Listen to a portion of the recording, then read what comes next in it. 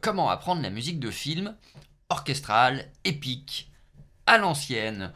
Pourquoi à l'ancienne? Parce que moi je suis compositeur de musique de film ou de musique à l'image, beaucoup pour la télé. Je m'appelle Alexandre Le Sertisseur et je viens du rock. Donc j'ai appris plus tard, sur le tas, la musique orchestrale. Voilà. Après, il faut savoir que j'ai commencé à faire de la musique de film parce que j'ai été fasciné par la musique épique de Conan le Barbare. Et donc j'ai adoré cette musique de Basil Poledouris.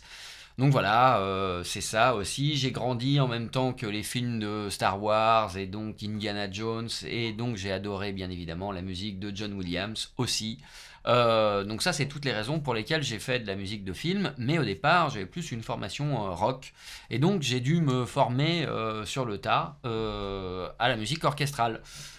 Alors, mes petits conseils là-dessus, c'est d'étudier des scores. Et pour ça, la première chose, c'est de prendre une base que j'ai trouvée géniale, qui est Samuel Adler de Study of Orchestration, qui maintenant, étude de l'orchestration, existe en français. Et donc ça c'est génial, c'est toute l'étude de l'orchestre. D'abord on parle des cordes, après on parle alors mes petites notes de partout, des marque-pages dans tous les sens parce que je l'ai étudié. Donc voilà, comment étudier les cordes, comment c'est fait. Donc là, il y a plein de réponses. Je me suis fait les petites analyses dans un certain nombre de trucs. Il y a des exemples connus sur des compositeurs classiques connus. Et donc ça, c'est super. Donc il analyse d'abord les cordes, après les cuivres, après un certain nombre de choses, les bois, toutes les percussions orchestrales. Et à la fin, on a des exemples là aussi classiques de choses intéressantes, avec plein d'exemples issus du répertoire classique. Voilà, comme par exemple All the Planet, qui a été utilisé énormément en musique de film et recopié de nombreuses fois. Et voilà, et ce qu'il y a de génial avec ce gros traité, quand même assez épais, c'est qu'il y a plein d'extraits audio, donc on peut entendre les choses, et donc même quand on lit pas bien les partitions, l'idée c'est de se former et d'étudier à l'oreille ce que ça donne un certain type de partition. Donc voilà, ça c'est pour la première chose. Après, comme je l'ai dit, donc j'ai étudié les scores de John Williams puisque j'ai grandi avec, et on peut les acheter, et donc ça c'est super. C'est édité par Al Leonard, et donc ça c'est formidable. On peut aller sur le site de Al Leonard, taper John Williams, et on trouve ce qu'on appelle les conducteurs, c'est-à-dire tout l'orchestre. Clac. Par exemple, la guerre des étoiles, formidable, hop, et bien évidemment, voilà, on voit tout ce qui a été fait, comment ça a été écrit, tous les instruments, flûte, comment c'est orchestré, comment c'est agencé dans les partitions, et donc ça nous permet d'étudier un certain nombre de choses et de comprendre. Il suffit de prendre les passages qu'on préfère, et comme ça on voit un peu ce qui se passe et ce qu'on aime, on te laisse, voilà. Donc ça, je le conseille fortement, le thème principal de la guerre des étoiles, voilà, c'est un truc à étudier. Donc voilà, super.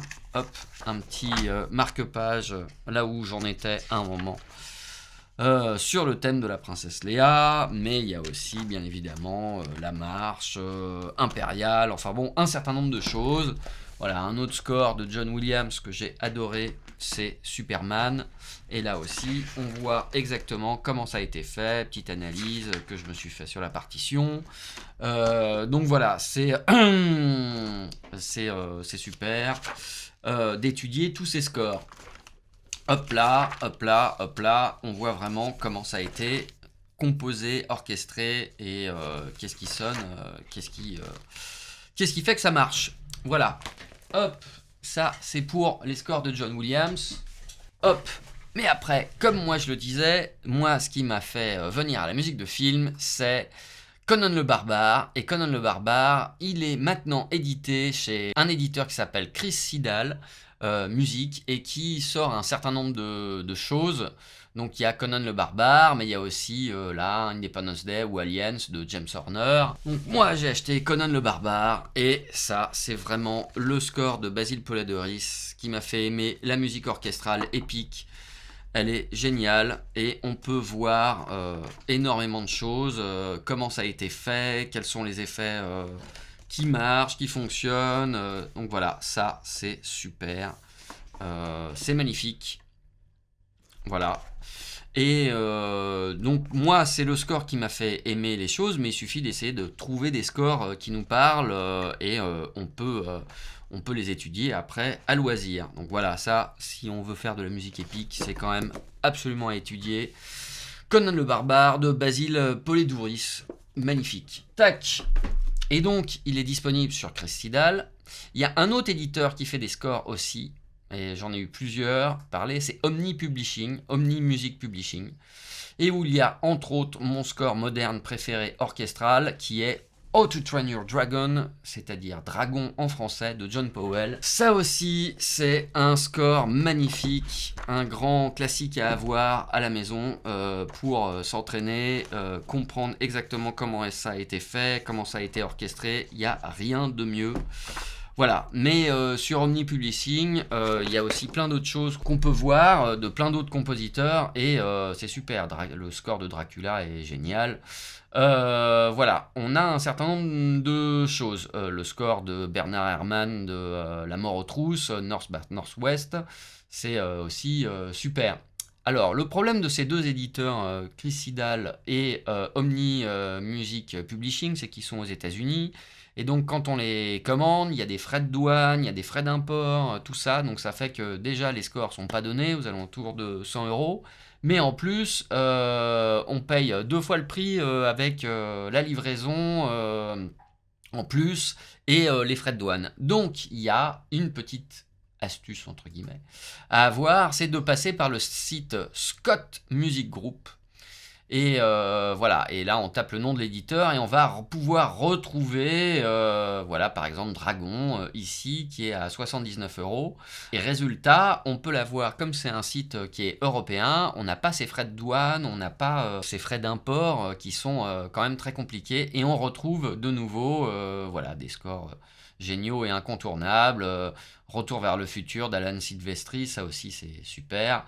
Bon voilà, résultat, ça c'est vraiment les deux éditeurs que je connais, enfin les trois même avec les scores de John Williams, qui font vraiment des partitions orchestrales telles que ça a été joué, des musiques orchestrales. Chez Al Leonard, il y a aussi des réductions ou des réarrangements d'un certain nombre de musiques de films. Le seul problème, c'est que c'est pas exactement ce qui a été enregistré, donc quand on écoute l'album ou les audios, c'est pas exactement la même chose. C'est des réorchestrations, réinterprétations. C'est très bien quand on veut le faire rejouer par un petit orchestre ou autre chose, mais c'est pas le véritable score qui a été enregistré. Alors que cela, c'est vraiment ce qui a été enregistré et ce qui donne la BO qu'on écoute dans les films. Donc voilà, c'est des choses très très importantes à décomposer, à avoir, à en avoir un certain nombre pour avancer et apprendre dans la musique orchestrale épique.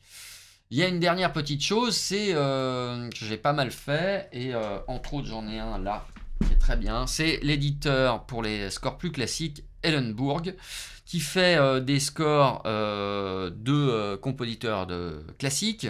L'avantage c'est que c'est des scores réduits là aussi, donc c'est des conducteurs, mais de temps en temps il n'y a pas tout quand les gens ne jouent pas. Donc ça fait qu'on peut l'emmener facilement, voilà, dans un sac. Et il y avait aussi l'audio qu'on peut écouter et suivre en même temps. Et donc de nouveau, ça nous permet de suivre ce qui a permis de faire sonner les choses. Donc ça c'est super. Et de nouveau sur Scott Music Group, on trouve ces partitions d'études Ellenburg, et il y en a un certain paquet, et ça c'est vraiment très très intéressant pour étudier les choses. Maintenant, j'ai dit tout ça, encore une fois, la musique orchestrale épique, c'est génial, mais c'est aussi un peu du passé. Il faut trouver son propre style, l'intégrer dans son propre style.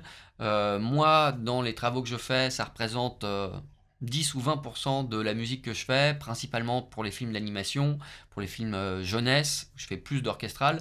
Sinon, maintenant, dans les séries modernes, on emploie beaucoup de choses, alors ou hybrides, ce qu'on dit hybride, où on mélange un peu d'orchestral avec d'autres éléments, ou alors des éléments carrément plus modernes, des scores électroniques, pas du tout d'orchestre, ou voilà. Mais résultat, le fait de pouvoir étudier ces scores, ça permet de savoir comment c'est fait, et puis de pouvoir s'en détacher éventuellement, ou de refaire des choses similaires si on a besoin de le faire. Voilà, c'était mon petit avis entre le livre de Samuel Adler, Études de l'orchestration, qui est vraiment complet, qui est une très très bonne base, et pendant des années on peut s'en servir, et y revenir dessus. Et là aussi, à chaque fois, avec des extraits audio. Les scores de John Williams, incontournables. Et puis après, ces deux éditeurs qui sont super. Chris Siddall, hop là, et Omni Music Publishing, le tout disponible sur Scott Music Group. Voilà, donc bonne étude de partition. Hop là, et voilà. Et mes deux scores favoris. Ah ah ah, du moment, clac clac clac. Voilà, deux incontournables à éditer, à analyser pour de la musique épique. Je m'appelle Alexandre Le Sertisseur et je suis compositeur de musique à l'image. Et je fais aussi des formations, si ça t'intéresse, pour aller plus loin, pour apprendre comment on rentre dans le milieu de la musique de film, dans le lien ci-dessous.